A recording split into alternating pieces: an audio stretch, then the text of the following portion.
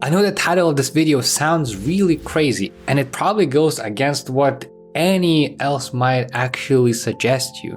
But this has worked for me, and I think it can be a good strategy for certain type of people. So let me explain. And it will require me to tell you a little story so that you have a full picture and full understanding why spending something more on holiday trips can actually make you more money, which sounds very counterintuitive. Last year, I actually went on two of the biggest trips in my entire life. One was to New York, where I celebrated my 30th birthday, and then I went to Japan with my girlfriend for 2.5 weeks, where I actually proposed to her. So these two trips just are one of the biggest ones that I've taken in my entire life.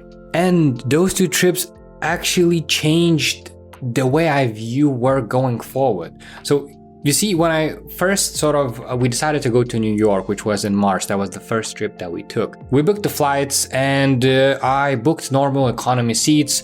It was actually only the second time I was flying such a long distance, because I never went outside Europe except for one time where I flew to Malaysia. But that was like a decade ago, so I was kind of broke back then. So again, I wouldn't even think of booking anything else. But this time I was actually going on holidays, and it was the first time I was flying overseas, somewhere like outside of Europe. And I didn't really think much about booking those flight seats. Whatever sort of was available, whatever was cheapest, we booked that.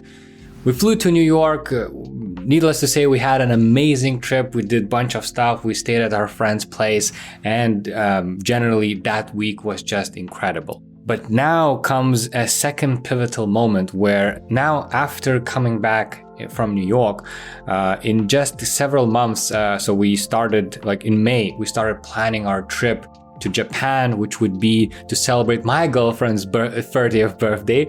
This time, since I've just flown to New York on the economy seats, I noticed that if you pay a little extra, you can get some better comfort seats. And I think it was around like 200 euros, about like $200 extra per seat for that like extra leg room and somewhere sort of a bit in front of the plane. And we could have saved here at this point, but I kind of decided to upgrade. Hey, we've just flew economy seats. To New York was quite amazing because we had the whole row to ourselves, so it was actually quite comfortable. But actually flying back, we were sitting like three of us, like me and my girlfriend, and then some other person. And this time it felt really cramped. We didn't really have anywhere to move. It was just a bit more difficult and unpleasant. So as it was such an extra, like a big journey for us, I've said, might as well, let's just book those seats where we can just sit two of us together, and we won't need to sort of deal with anyone else, and we will have some extra space for our legs and everything else. So I booked those seats. There was actually just the first row just behind another SAS Plus seats, which were even better. So we actually were able to see the next kind of upgrade, but that will come into play a little bit later. And it goes without saying, Japan was quite amazing. We stayed there for like 2.5 weeks, and we spent quite a lot. So for two people, we spent about 8,000 euros, which is almost like $9,000 for this trip, which is incredibly a lot. But we kind of went there, and we decided that, hey, we want to do everything there. So we took like spa hotels, we did driving bicycles, we stayed at premium places with views from Mount Fuji, and of course I knew I'm gonna propose to her, so I kind of booked the photographers and something else sort of special for her, so she didn't know that this was coming. But we went kind of all in, and I proposed. That was amazing. I don't regret anything that we did on that trip, but needless to say, that trip was the most expensive trip experience that I ever sort of we spent money on. But this is where the mind shift thing comes in. Everything started with those flight seats. You see, when I kind of decided to book those extra seats for a Japan trip that cost 200 euros extra per person, which is quite a lot. That's like that's almost another sort of one-way ticket to Japan, which is very expensive. It was definitely outside of the budget as per se, and it's not like I'm in a position where I can splurge on that every single time. But I went a bit extra and sort of and beyond to get those seats. But what happened is that I have experienced something better, and now it's very difficult for me to look back and not book those seats again. Especially since I now know also what is the next level, where there are even more comfortable seats and how they look and how they feel. And I think it's next time we probably fly somewhere overseas, it is a very, very high chance that I will want to book those, at least those extra legroom seats that we booked initially to the Japan trip. That's like a bare minimum now. And what happens when you start wanting things like that, you see that they cost more. If they cost more, then I'm actually kind of forced to grow and to work more. So I want this better life. I want these better seats. I want to be able to fly to New York and Japan like every single year. But it costs a lot. Those trips are quite expensive. But now that I've tasted all of the spa hotels, all of the Japan things that were there, and all of the New York experiences that we had, now I have this feeling that I tasted the good life per se, and I want more, or even not more, but I want kind of the same things.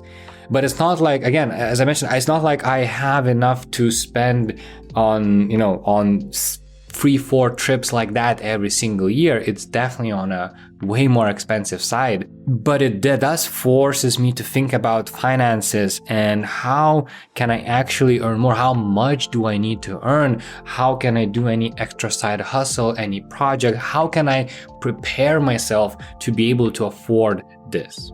So for me, seeking better comfort does increase my motivation to work. Now, having experienced those 2 trips, I cannot wait to go back and do something similar, to maybe flying to Australia or New Zealand, like other side of the world, experiencing that. Again, that will probably cost a shit ton of money, but I want to do that. And now I'm already trying to work and trying to motivate myself to do better and to get to be able to live that life.